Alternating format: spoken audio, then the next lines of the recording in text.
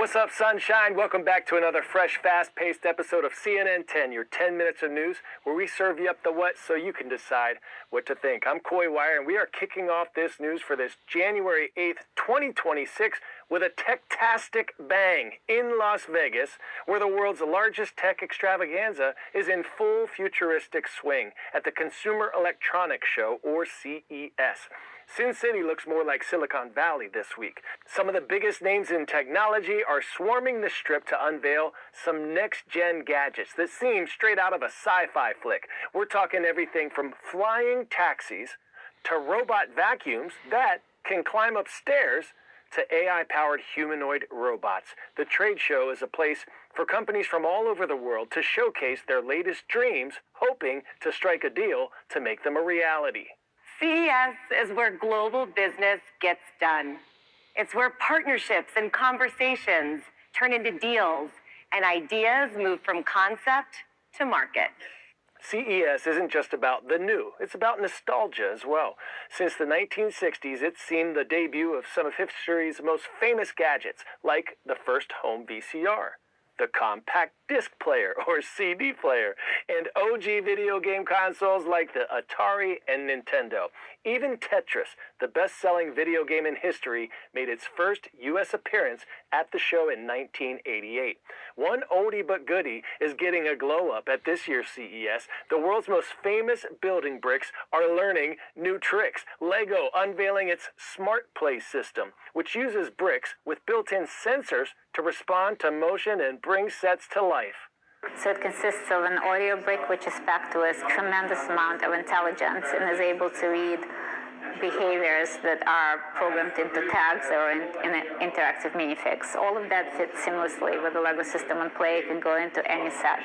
But what it gives us an opportunity to do is to bring completely new dimensions to the Lego sets and Lego Play. To create in silicon from the get-go is very unusual and extremely challenging, if I'm really honest. But, you know, it worked, and that's the important thing. But the titan of the tech this year? Perhaps the astounding AI and this big boom we're seeing. Artificial intelligence is everywhere.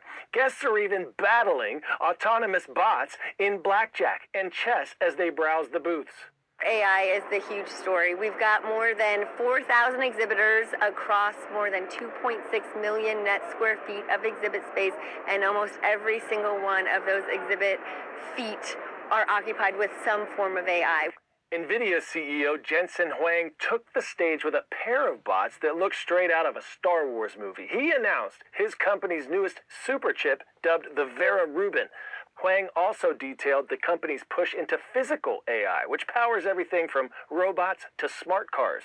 This is groundbreaking work. I would not be surprised if the industry would like us to make this format and this structure an industry standard in the future. This is completely revolutionary. Hyundai also unveiled their next generation of AI-powered robots, including the Atlas prototype, which they say is designed to work alongside humans.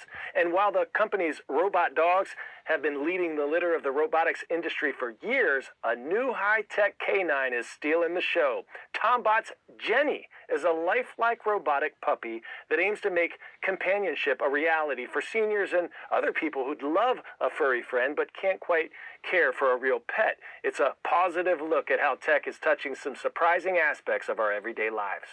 If it seems like a lot of people you know have had the flu lately, you are not alone. In the final week of December, the CDC says that 1 in 12 doctor's visits were for flu symptoms.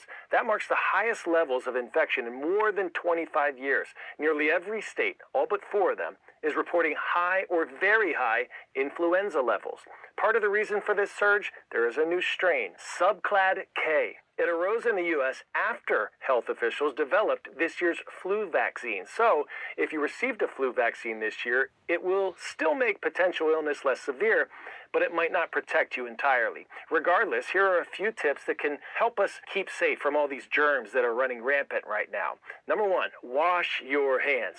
not just after going to the restroom, not just before you eat. Wash them as often as possible. And soap and water is always better than hand sanitizer alone. Number 2, if you feel sick, stay home.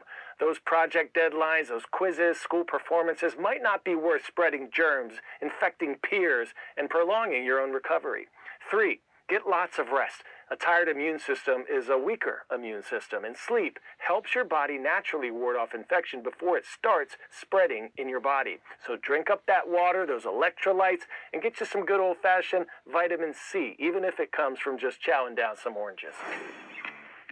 Pop quiz, hot shot. What Grammy Awards category was discontinued after only 1 year? Best album cover, best new age album, best music video, or best live tour? And the winner is album cover. Electric Blues Outfit, the Siegel Schwall Band, was the first and only music act to win that Grammy in 1973 for their self-titled album. There is a new category at the Grammys this year. Best Album Cover. The 68th Grammy Awards is bringing back this category for the first time in 50 years. That's like half a century.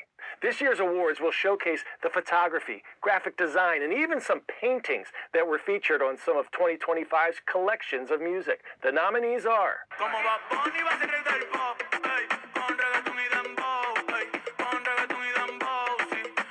yes, that guy is everywhere. Last year, Bad Bunny, his simple album cover for Debí Tirar Más Fotos, is among the contenders. Joe's The Crux, also making this list. Glory by Perfume Genius. Moisturizer by Wet Leg. And finally, this evocative image from Tyler, the Creator's Chromacopia.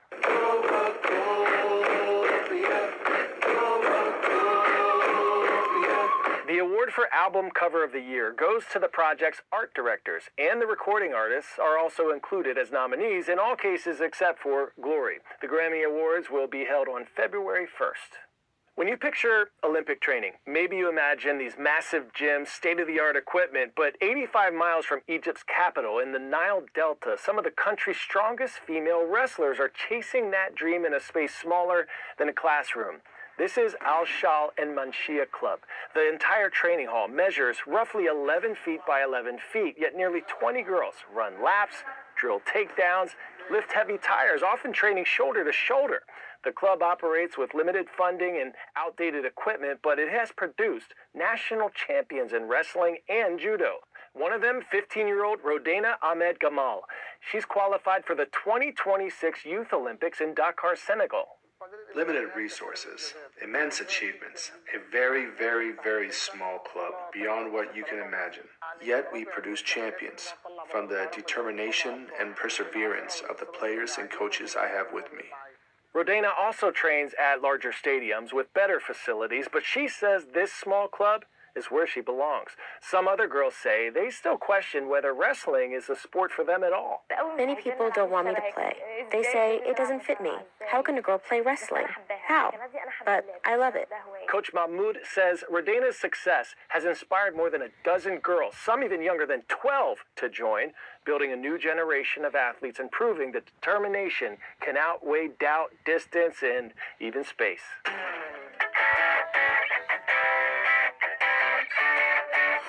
Today's story getting a 10 out of 10. Man, this is Santos Vagos.